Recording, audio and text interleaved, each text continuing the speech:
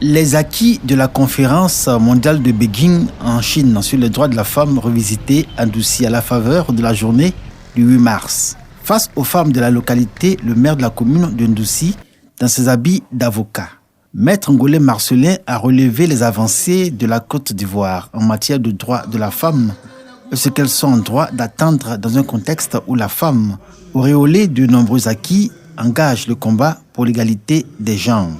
Sur le plan légal, les décisions ont été prises. Aujourd'hui, nous assistons à la participation des femmes à la gendarmerie, les jeunes filles à l'MPT, n'est-ce pas? On a renforcé la loi concernant la violence sexuelle et physique faite aux femmes. On a renforcé aussi la loi concernant l'éducation des filles. Mais beaucoup reste à faire. L'histoire du société, elle est faite de lutte des clans, de lutte d'intérêt. Si elle ne lutte pas, elle ne peut pas arracher les droits. Et pour lutter, il faut se donner les moyens. Si le 8 mars est entrevu comme un moment de fête par bien de femmes, alors qu'il n'en est rien en réalité, comme indiqué par le maire de Ndouci, ce jour particulier rappelle aux femmes la nécessité de poursuivre le combat pour leurs droits, notamment l'autonomisation dans une perspective de relèvement économique. Plusieurs femmes à Ndouci en sont des exemples. J'exhorte toutes mes sœurs, on peut persévérer dans ce qu'on a et puis évoluer intelligemment. Et je pense qu'avec la grâce de Dieu, tout pourra aller pour toutes les femmes qui veulent se battre. En matière de lutte contre la pauvreté, les femmes de Ndouci démontrent leur engagement à travers les activités génératrices de revenus qu'elles mènent. Celles qui œuvrent dans le secteur agricole témoignent même de ce qu'aujourd'hui en Ndouci, les choses se sont améliorées en leur faveur.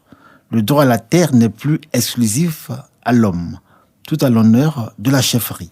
Dans mon village, aujourd'hui, les femmes, quand elles sont mariées légalement ou bien qu'elles vivent avec un homme maritalement, c'est à la femme qu'on concède tout ce qui est droit concernant le foncier. Avec l'AFOR, nous avons des femmes ici en Ndouci qui ont le certificat foncier. Attends, c'est pour mon grand-père. Mon grand-père n'est pas là, moi pas la pluie. Moi pas n'est pas là. C'est ça, nous, on a pris aussi pour faire pour manger. 32 ans après Pékin, la question des droits de la femme est encore objet de toutes les attentions. Entre progrès réalisés sur la question et aspirations sur l'égalité homme-femme, les femmes continuent de se mobiliser le 8 mars de chaque année pour la même cause.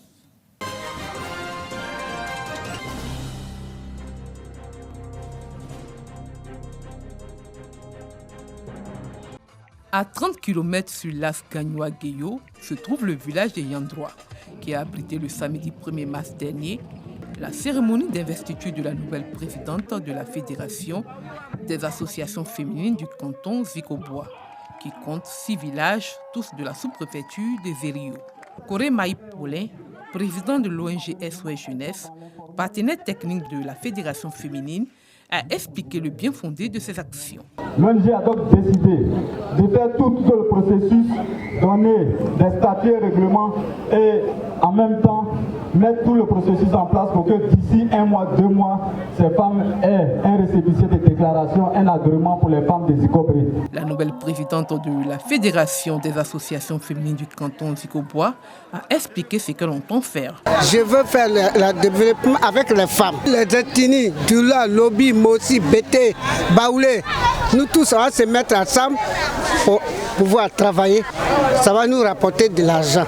En sa qualité de président de la cérémonie, le sous-préfet de Zério, représentant le préfet de région Zouéyao, Lucien Kwaku, a exhorté la nouvelle présidente à demeurer dans la neutralité et à se mettre au-dessus des positions partisanes. Toutes les femmes sont unies ici pour vous fêter.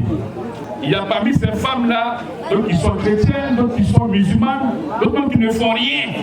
Vous devez les aimer de la même manière et puis les conduire. Vous devez aussi être au-dessus de toutes ces affaires.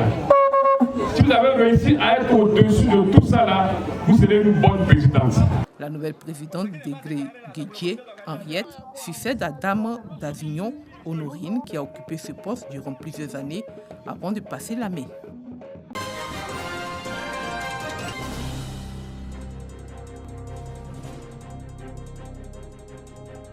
Centre de santé rural de Zralio dans la sous-préfecture de Kanzra, département de Goïtafla. Kouaï, fils du village, est très préoccupé ce matin. Mes 2 enfants, puisque ce sont des jumeaux, ils se sont mis à vomir depuis hier. J'ai décidé de venir voir à l'hôpital ce qui n'allait pas. Après la prise de constante et des tests sur ces jumeaux malades, l'infirmier le rassure. J'ai en face de moi des jumeaux. Les 2 souffrent du paludisme. La confiance revenue, le géniteur des jumeaux juge le travail des agents de santé. Tout comme lui, l'infirmier revient sur les bienfaits du contrôle et de l'évaluation de la qualité de soins administrés aux populations. C'est important qu'on nous évalue, ce qui est fait d'habitude. Mais cette fois-ci, ici, l'hiérarchie a décidé de rendre ça de façon officielle, primer les lauréats. En tout cas, c'est une très bonne initiative. Ça va encourager les autres au travail. C'est très important de les classer parce que cela les mettra beaucoup à l'épreuve. Ça leur permettra de donner encore le meilleur d'eux afin de pouvoir bien nous prendre en charge. C'est le village de Goumfla disposant d'infrastructures modernes, à l'exception d'un centre de santé qui accueille le 2e jour des festivités du district sanitaire de Zionoula, région de la Marawi. Une occasion pour distinguer les meilleurs agents en 5 catégories. Meilleurs médecins, meilleurs infirmiers, meilleurs sages-femmes, meilleurs agents communautaires et meilleurs centres de santé, ainsi que plusieurs autres distinctions honorifiques. Avec l'apport de notre directeur départemental, de nos collaborateurs, on arrive à le faire. J'étais encore allé dédier ce prix et on souhaiterait, à travers ce prix-là, accroître encore nos activités et nous inciter encore à plus de rigueur dans le travail et à plus de rigueur dans la qualité des prestations que nous offrons aux populations. J'ai décidé de promouvoir l'excellence, reconnaître le mérite des agents qui sont là tous les jours, par leur présence, par leur implication dans le travail, par leur qualité de soins. C'est un peu ça qui milite en faveur de ce prix d'excellence. Une valorisation des travailleurs qui acquiert l'adhésion du directeur des infrastructures, de l'équipement et de la maintenance du ministère de la Santé, de l'Hygiène publique et de la couverture maladie universelle, venu constater la possibilité de permettre à Goumfla d'avoir un centre de santé et répondre aux besoins des autres centres de santé du district sanitaire. Et le ministre se tient constamment aux côtés de ces hommes pour pouvoir servir les populations ivoiriennes. Quand nous avons la possibilité de répondre à leurs besoins, tant en termes de petits équipements qu'en termes de gros équipements. C'est là que nous leur avons apporté du matériel de première nécessité pour pouvoir leur faciliter le travail quotidien. Promouvoir l'excellence à notre niveau améliore forcément le niveau de soins parce que tout le monde se sentira concerné. Et c'est aussi une méthode de management qui a été installée par son Excellence Monsieur le Président de la République, donc pour pouvoir booster toutes les parties prenantes, pouvoir élever le niveau de service à servir au mieux les populations. Moment de réjouissance et de convivialité entre agents de santé et population.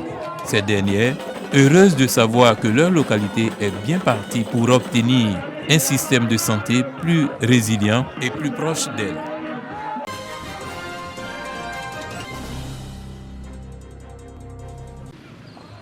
C'était une tempête d'une extrême violence, au dire des témoins, survenue peu avant 18h hier dans la ville de Gagnoa. Un enfant de 12 ans en classe de 4e y a péri, retrouvé le lendemain par les pompiers civils dans un caniveau au quartier Babré. Sa petite sœur de 9 ans disparue au moment de la tempête a été retrouvée plus tard. Et puis on dit des cris. Elle lève la main, elle descend, elle lève la main, elle descend, on a commencé à courir. Arrivé où il y a le lycée là, il y a un petit caniveau là, la tête de l'enfant a tapé le caniveau, c'est parti, et le jeune a commencé à courir. Donc il prend la main, elle flotte, et puis il l'a attrapée. Elle était couverte de sang. Il dit, envoyez-la à l'hôpital parce qu'elle est trop touchée. Ils sont sortis pour jouer, comme l'eau était tellement forte, la pression, ça les a conduits. Maintenant le plus grand, lui, certainement il a perdu connaissance, il est allé jusqu'au bout là-bas. Le passage de la tempête dans la cité du fromager est encore visible. Plusieurs établissements scolaires ont été décoiffés, ainsi que des commerces, des habitations et des services de l'administration qui ont vu leur clôture s'effondrer. Au nombre de ceux-ci, le district de police, la direction régionale de la santé, l'école primaire d'Agri-Diabaté et l'AIP, agence ivoirienne de presse. Le maire de Gagnoa a convoqué d'urgence un conseil municipal. Un conseil qui va se tenir ce mardi afin de dégager les moyens pour vraiment aller en aide aux établissements qui ont perdu totalement leur toiture. Et aujourd'hui encore, je crois que la liste est en train de s'agrandir. Depuis bien longtemps, la ville de Gagnoua n'avait pas connu une tempête aussi dévastatrice. Les populations réalisent pourquoi la question du changement climatique reste une préoccupation majeure.